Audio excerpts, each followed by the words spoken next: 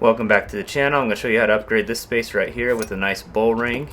These are a really good addition to the truck. Most people are going to use them for tie downs. Depending on your truck, you'll either have 2, 4, or 6. My truck personally has 2. I'm actually going to use these to tie hammocks to when we go camping, so I'll run a hammock to a tree and then to the truck. So I'll show you how to install these today. Let's get to it. So I'm just going to start here with the pry tool. You can actually do a screwdriver as well. I'm going to go on the back here, and what you're going to do is you're going to get this pry tool or screwdriver in that gap right there and just lift up. Once you get it lifted up enough to get your finger under there, you're going to put your finger under and just keep pushing, and then it'll pop right out. Pretty simple and easy. And then we can run to the next step, which is actually taking these little screws out right here.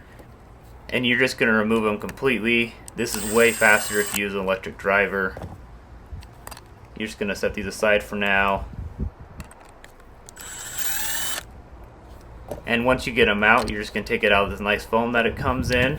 And I'm just going to pull the whole thing apart and kind of show you what it looks like. This is what you're dealing with right here. It's got a nice latch right here to lock in place. And you're just going to put it sideways and then put it over the side of your truck and slide it down in. It shouldn't be hard to go in. It should just slide right in, and then you can just drop it down. And now you can get the screws and start putting the screws back in. And I'm just going to tighten it up, not snug. I'm just going to go about 3/4 of the way with the first screw, and then the second screw I'll snug up. So you're just going to go about 3/4 of the way, and then you can switch over to the other side. Once you get the other side snugged up, then you can go back to the first side because it's going to pop up a little bit, and then you can tighten that. And after you tighten these up, you're going to want to go back with the screwdriver just to make sure they're really snug. That's not going to go anywhere. It's going to be perfect for latching the hammock to or hauling stuff, tying stuff down. It's going to be great. So now let's do the other side.